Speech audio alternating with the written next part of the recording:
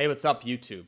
In this video, I'm going to talk about my mindset towards getting rich and the two ingredients for me, the two things that I need, the two boxes that I need to check, and then kind of how I view jobs versus just learning skills and making money. Now, jobs are important. I worked a job for a year. My wife worked a job for 3 years. If you're not inheriting money and you're not starting rich, like most of y'all aren't, some of y'all are, you can't really control your starting point, so don't beat yourself up over it. Although I do take great pride in starting poor, and most poor people do. And that's the most fun part of all this, is going from 0 to 10,000, going from 0 to 100,000. But what I really look for is I look for an industry and niche that I can make a ton of money in, create multiple offers, and create multiple streams of income. With sports betting, you've got so many different ways to make money. And with fantasy football, you've got so many ways to make money. You've essentially got, in fantasy football, you've got summer draft guides, and then you've got affiliate marketing in the summer for drafting fantasy football drafts. And then throughout the season, you have player props, you have sports betting, you have daily fantasy. You can sell VIP memberships, private email newsletters. You can also promote apps like DraftKings, FanDuel, things like that to get affiliate money coming in. So one, I want to make sure that there are multiple streams of income.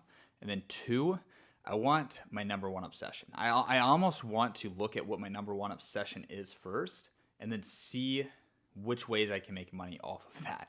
So if you're obsessed with something, if it's something that I said, hey, I'll give you $100 million every single day the rest of your life. You literally cannot spend it. You have infinite money. It's like Grand Theft Auto when you do the money cheat code, right?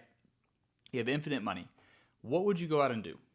For me, I would draft fantasy teams. Like, I love drafting fantasy football. Love it. I love it, man. I love doing the research. I love doing the drafts, and then in the season, seeing if I was right or wrong. And that's what brings me joy. It's like my number one hobby, right? Some people, it might be fishing, it might be working out, it might be fitness, right? It could be a range of different things. Figure out what your number one passion is, and then see if there are ways to monetize that. And there probably are. There probably are people like you that have the same passion that you could become an expert in that field and then teach them.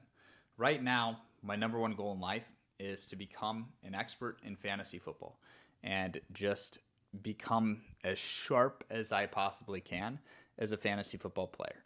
I'm going to put my own money in. I'm going to put my money on the line. I'm going to invest. I'm going to try to make a full-time living as a fantasy football player. I'm going to learn every single edge that I can create. That way I become the best fantasy football player. And as a coach, as somebody that's selling a fantasy football draft guide that's teaching people how to optimize their drafts for the highest, expected return on investment, if I'm the best, I'm going to become a top coach as well, right? And if I'm a top coach, I can make a lot of money selling $20 to $50 products and then selling $500 to $1,200 season-long products for football season, college football and NFL. So kind of view it that way. And then the other part of this video that I wanted to talk about was just how I view jobs and how I think you should view jobs. It's a necessary evil, but only for temporarily. Like some of y'all, if you're watching this video, you might be able to avoid having a job ever. If you're like a high schooler right now, you probably can build something where you'll never work a job. Like one of my students in my private coaching program, he is a high school senior right now. He's about to do $10,000 this month, and he'll probably never have to work a job in his life because he's making a full-time living now, and he can just focus all his energy on growing his online presence and increasing that income from 10K up to six-figure months as soon as possible, right? So people get trapped in the job, and they get trapped with that security, and it's a false sense of security. In other words, they think that there's no risk because they have a job, so they're not taking on risk. What they're not realizing is what they're doing is actually more risky than what I'm doing. I can wake up and I can find a way to make money every single day. A person with a job only has one way of making money. Hope that their employer pays them, right? And yes, there are employers that will pay them every month, right? So having a job is not risky. I'm just saying having a job is more risky than what I do. And once you believe that, and once you understand that and you comprehend that, I mean, I personally have 100 ways that I can make money. If you took everything from me and you said, dude, your cost of living is 7 grand, 10 grand. How are you going to make 10 grand in 30 days? I would have 100 ways to do it. With an employee, there's one way. Hope that their employer doesn't fire them and pays them. Most of the time, they're going to get paid. But I'm not saying job's risky, but you guys get what I'm saying. And once you really get it, and once you believe what I'm saying is true, because some people will say, oh, that's not true. I disagree with that. They just don't understand. They're just uneducated. And I used to think that way for a long time. So that's where I'm coming from with that. But once you realize that a job is more risky than actually just going out and making the money yourself, then you're in a very powerful position. And once you realize that the cap on a job is so low, the ceiling is so low with a job.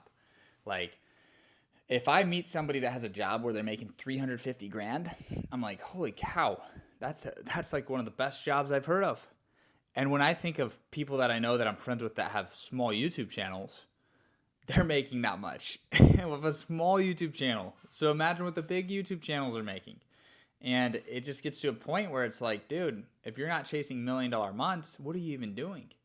What are you even doing here, right? I'm not saying money's everything. You don't need $1 million month, but why not try to get $1 million month? It's not that hard.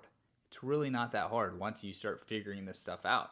All you have to do is become an expert, share your knowledge online, build a tribe of followers that are like-minded people, and then sell them deeper content, sell them deeper access to your expertise, to your coaching, create an offer, and put as many resources as you can in that offer to increase the value.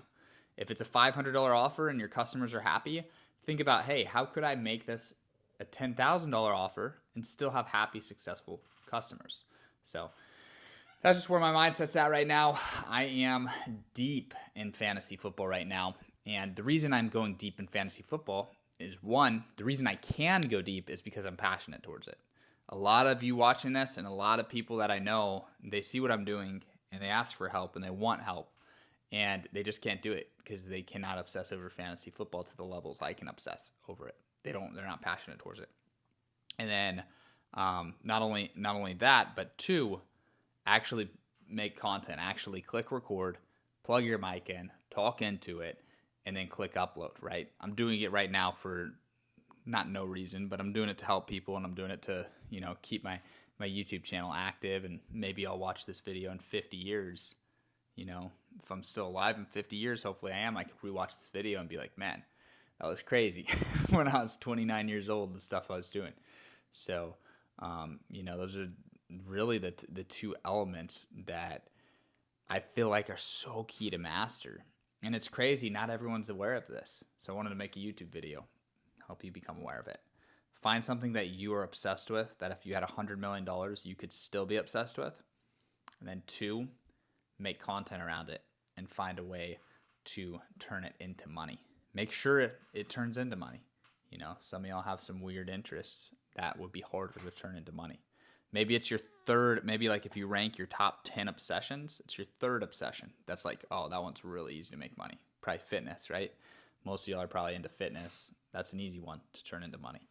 But that's all I've got for you guys. Do not settle for a job, especially a high-paying job. I do a lot of sales calls for my private group and stuff, and I see a lot of these people, they've gotten comfortable. There's a meme, Kevin O'Leary puts it out.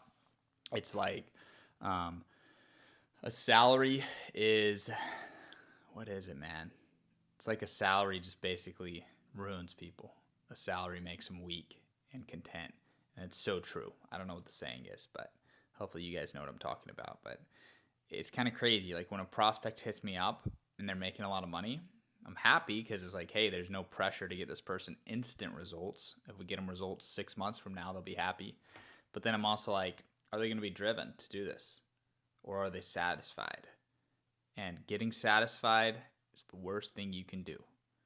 You get satisfied, you stop growing, you die. So don't be satisfied, keep growing. Even if you're making $1 million a month, try to get to $10 million a month. It's fun. Play the freaking game of life, people. All right, I'll see y'all later. Thanks for watching. Hit that subscribe button if you're new here. And thanks for everybody who's supported this. A lot of people have DM'd me on Instagram, said they watch the videos and that they like it. So that's good to hear, man, because I don't know if people like it or not. So when you tell me you like it, it means a lot to me. So, all right. Thanks for watching, guys. Peace.